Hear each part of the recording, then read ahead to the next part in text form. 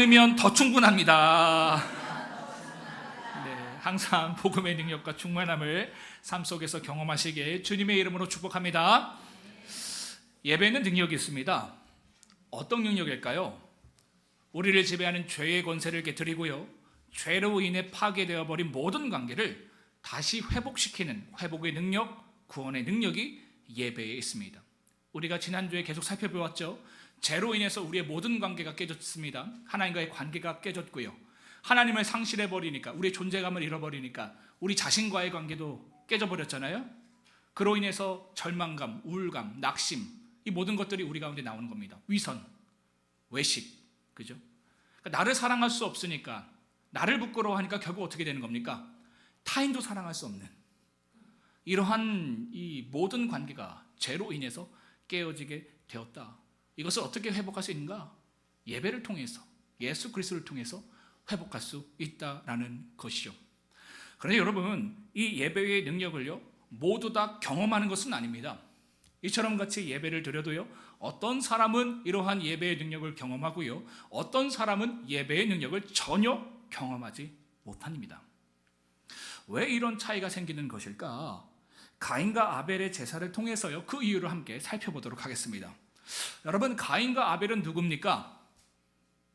죄로 인해서 에덴 동산에서 쫓겨난 아담과 하와의 아들들입니다. 이 가인과 아벨이 하나님께 제사를 드리면서요, 본문의 이야기는 시작됩니다. 3절과 4절의 말씀처럼 가인은 농부였기 때문에 땅의 소산으로 하나님께 제사를 드렸고요, 아벨은 양을 치는 목자였기 때문에 양으로 하나님께 제사를 드렸습니다. 그런데 다음과 같은 일이 일어난 거예요. 다 함께 창세기 4장 4절로부터 5절 상반절까지를 읽도록 하겠습니다. 시작.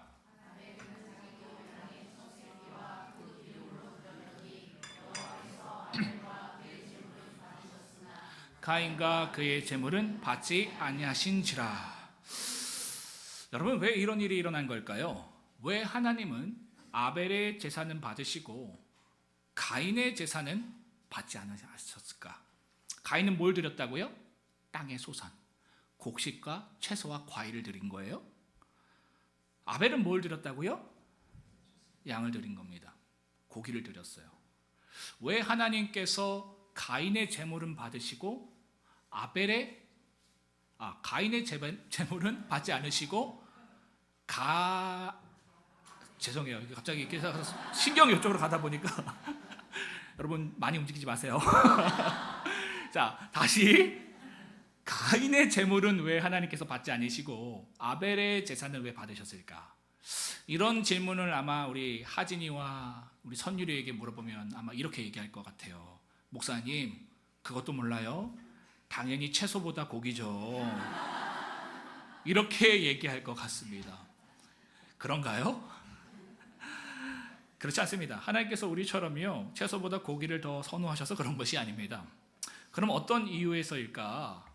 어떤 분들은요, 하나님께서 가인의 제물을 받지 않으신 이유가 피에는 생명이 있어서 사망의 죄를 속하기 때문에 하나님께서 이처럼 피 흘림 없는 이 가인의 제물은 받지 않으시고 피 흘림이 있는 아벨의 제사는 받으신 것이다 라고 생각하시는 분들이 있습니다.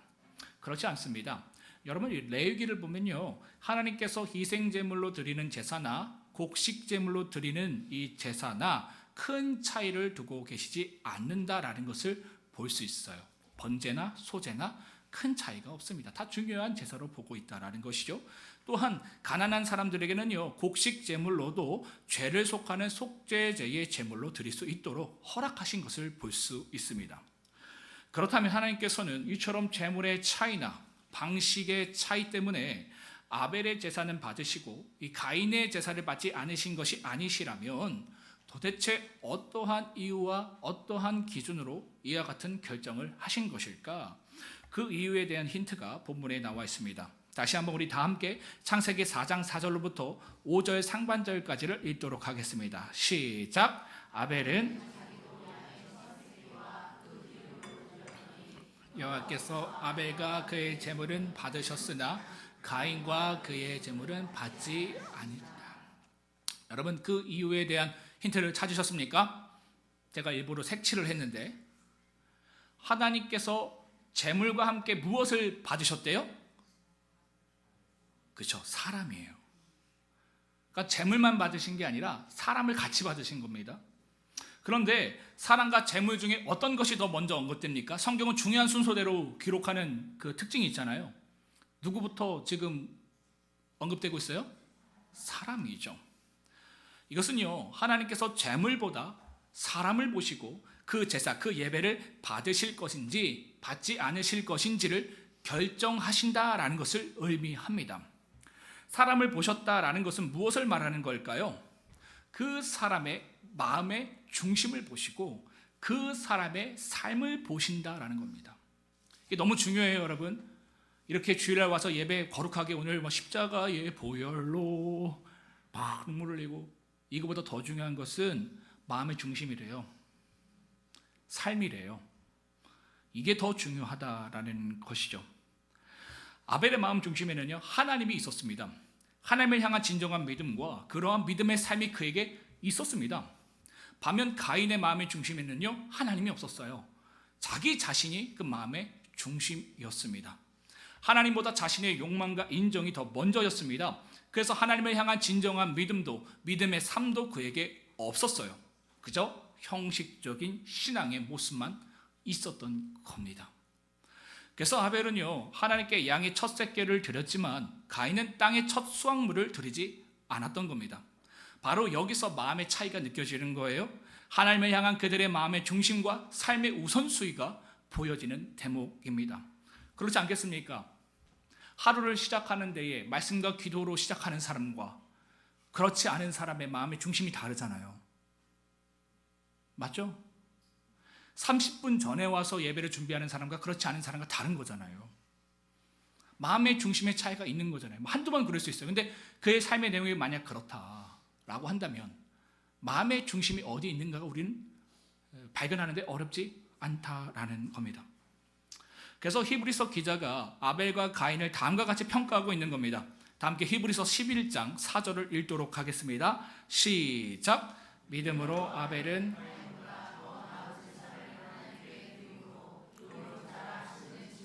얻었으니. 아멘. 여기서 더 나은 제사란 하나님을 향한 믿음에서 시작된 제사입니다. 마음의 중심이 하나님께 있는 믿음, 그리고 그 믿음대로 살아가는 삶의 모습을 말하는 것입니다. 그러한 마음의 중심과 믿음의 삶이요, 아벨에게 있었던 것이죠. 그러나 가인은 그렇지 않았습니다. 그 마음의 중심이 하나님이 아니라 자기 자신이었습니다. 놀랍죠? 하나님 앞에 예배를 드리는데 예배가 뭐예요? 하나님, 난 당신을 믿습니다.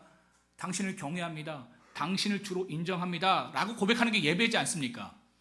겉으로 이렇게 찬양도 부르고 말씀도 듣고 기도도 하는데 그 마음의 중심이 하나님이 아니라 여전히 자기 자신이었다라는 것이죠.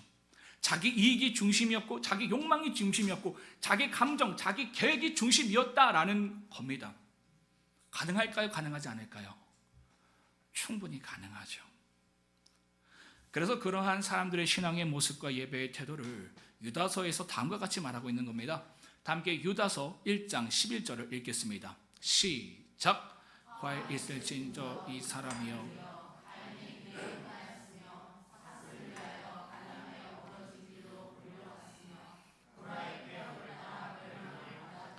아멘. 여러분, 이 말씀은요, 기억나십니까? 우리 새벽 예배 때 배웠는데, 이 당시 교회 안에 영지주의 영향을 받은 거짓 복음을 전하고 그 거짓 복음을 따르는 이들을 향한 말씀입니다. 영지주의자들의 거짓 복음 뭐였어요? 결국 사람의 욕망을 부추겼잖아요. 사랑의 욕망을 채워줬잖아요.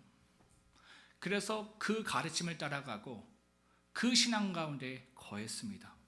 그러니까 신앙조차도요, 자신의 욕망과 쾌락을 위한 수단으로 삼는 사람들을 향해서 너희는 가인의 길에 행하는 자들이다 라고 말하고 있는 겁니다. 이처럼 가인은요, 겉으로는 하나님께 예배를 드리고 있지만 그 마음의 중심이 여전히 하나님이 아닌 자신의 이익과 욕망이었기 때문에 하나님께서는 그의 제사, 그의 예배를 받지 않으신 겁니다. 그래서 그는요, 그 어떤 예배의 능력과 변화와 회복을 삶 속에서 경험할 수 없게 된 것이죠. 여러분, 하나님 앞에서 온전한 예배는요, 하나님을 마음의 중심에 두고 믿음으로 드리는 예배입니다. 또한 그 믿음에 따른 삶을 가지고 드리는 예배입니다. 이곳이 온전한 예배입니다. 화려한 찬양팀, 성가대, 또 눈물과 감동이 있는 어떠한 예배, 이런 것이 아니라는 거예요. 마음의 중심이 하나님께 있느냐, 믿음대로 살아가느냐, 그것이 하나님께 합당한 온전한 예배, 영적인 예배다라는 것이죠. 그럴 때 우리는 그 예배 가운데 놀라운 변화와 능력과 회복을 하나님을 통해서 우리는 경험할 수 있다라는 겁니다. 여러분 어떠세요? 예배는 능력이 있다니까요. 그 능력을 경험하세요? 회복을 경험하시고 또 치유를 경험하시고 변화를 경험하고 계세요? 그럼 여러분들은 참된 예배자로 서가고 있는 거예요. 예배를 드려도 늘 똑같으세요? 점검해 보자라는 거예요. 우리는 그렇게 접근하는, 좀 더 화려한 찬양팀이 있었으면, 더 나이스한 말씀이 있었으면, 우리 이렇게 생각하잖아요. 아니에요. 내가 문제인 거예요. 내가 문제예요. 내가 예배자로 서지 않기 때문에 그 예배의 능력을 경험하지 못하고 있는 것이다 라는 것이죠. 이처럼 하나님이 자신의 제사를 받지 않았다라는 사실에 오전의 말씀처럼 가인은요 몹시 분노했습니다.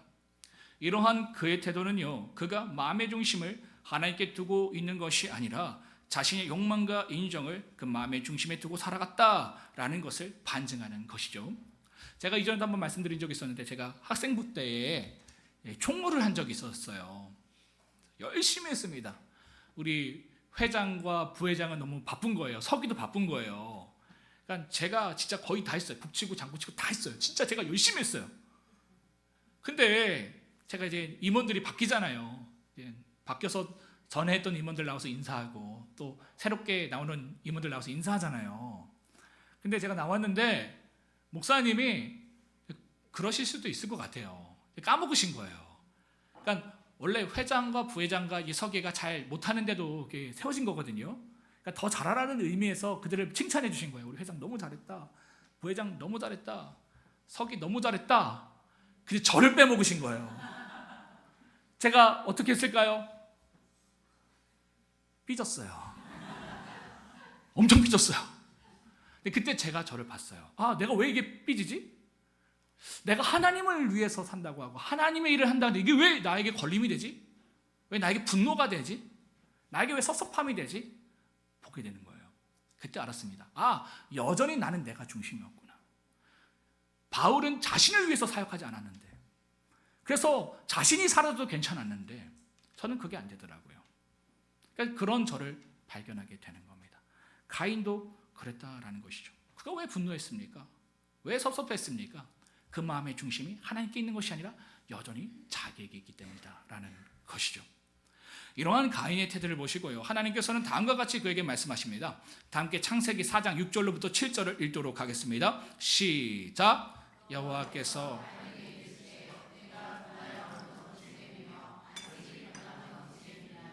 내가 선을 행하며 어찌 낯을 들지 못하겠느냐? 선을 행하지 아니하면 죄가 문에 엎드려 있느니라. 제가 너를 원하나 너는 죄를 다스릴지니라. 아멘. 다시 말해서요, 하나님께서 가인에게 이렇게 말씀하고 계신 거예요. 내가 지금 화를 내고 있을 때가 아니라 왜 내가 너의 제사를 받지 않았는지를 알아야 한다. 왜 그런 줄 아니? 너가 여전히 너의 욕망을 따라 사는 죄 가운데 있기 때문이야. 그 죄를 너는 다스리고 제거해야 돼. 하나님께서 이런 말씀을 하시면 어떻게 해야 하는 겁니까? 회개를 해야겠죠. 나를 지금 장악하고 나를 붙들고 있는 그 어둠의 권세, 죄의 권세를 없애기 위해 몸부림쳐야 하는 겁니다. 그런데 가인은요, 이러한 하나님의 말씀을 듣고 회개하는 것이 아니라 8절의 말씀처럼 그의 죄를 따라 동생 아벨을 죽였습니다. 최초의 살인이 일어난 겁니다. 왜 그랬을까요? 문제가 자기 자신에게 있는 것이 아니라 편애를 하시는 하나님께 있고 그 편애를 당연한 것처럼 누리고 있는 아벨에게 있다라고 생각했기 때문입니다. 이게 죄의 결과고 죄의 내용이라니까요. 아담이 그랬잖아요. 자신에게 있는 죄를 보는 것이 아니라 누구 핑계 댔어요? 하와 핑계 댔잖아요. 하와 때문에, 하와가 줘서 내가 이거 먹었어요. 근데 여러분, 제가 본문에서 다루지 않았는데 사실 여러분 상상하시면 하와가 아담 없을 때 따먹은 것 같잖아요. 근데 본문을 보면 사실 아담도 근처에 있었어요. 묵인하고 있었던 거예요. 자신에게도 책임이 있었어요.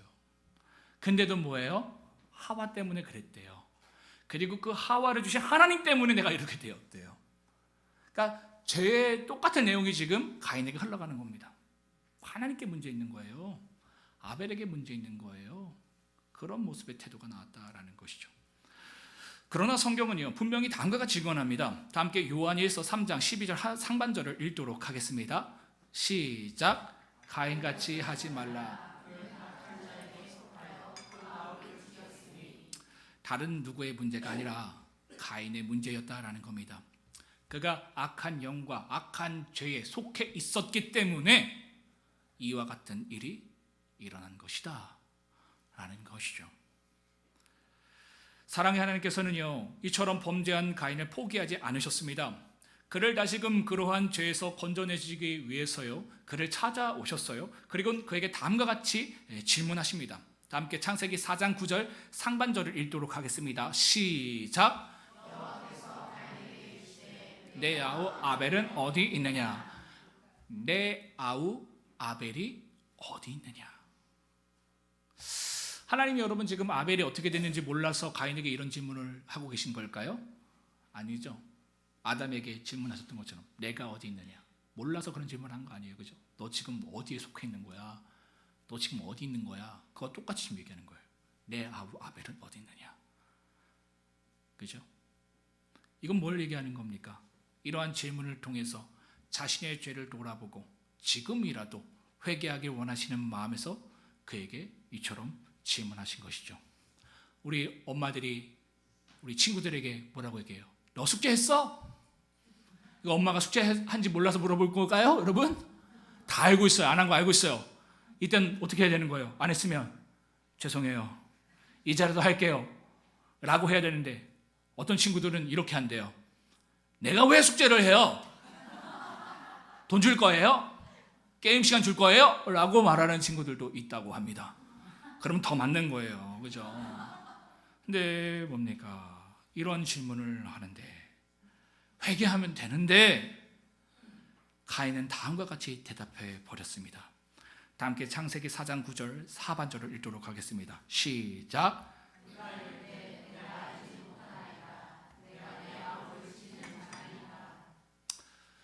그는요 이처럼 하나님께요 내가 아우나 지키는 사람이에요? 내가 꼭 숙제해야 돼요? 반항하며 비아냥거렸습니다. 회개의 기회, 다시 회복하고 소망 가운데 살아갈 기회를 그가 스스로 버린 겁니다. 여러분 제가 늘 말씀드리지만요 회개에도 다 때가 있습니다. 언제까지 회개할 수 있는 것이 아니에요. 하나님께서 오히려 징계를 통해서 우리를 다시 돌이키기를 원하실 때가 있어요. 회개의 기회를 줘도 안 되네? 하나님께서 징계하시는 거예요. 근데 그 징계는 징계를 위한 징계가 아닙니다. 심판을 위한 심판이 아니에요. 그 심판의 내용을 통해서 결국 돌아오기를 원하시는 거예요. 근데 무서운 건 뭔지 아십니까? 이러한 심판이 내려져도 돌아오지 않는 이들이 있다라는 거예요. 가인이 그랬다라는 것이죠. 결국 이처럼 회개의 기회를 잃어버린 가인은요 다음과 같은 징계를 하나님께 받게 됩니다. 다 함께 창세기 4장 11절부터 12절을 읽도록 하겠습니다. 시작. 땅이 그 입을 벌려 내 손으로부터 내 아우의 피를 받았은즉 내가 땅에서 저주를 받으리니 내가 밭을 갈아도 땅이 다시는 그 효력을 내지 아니할 것이요 되리라. 아멘. 무엇입니까? 아무리 수고하여도 얻지 못하는 삶, 끊임없이 안정감 없이 불안하게 방황하며 살아가는 삶, 그러한 삶의 징계를 가인이 받게 되었다라는 것이죠. 사랑하는 성도 여러분, 오늘 여러분들의 예배는 어떠십니까?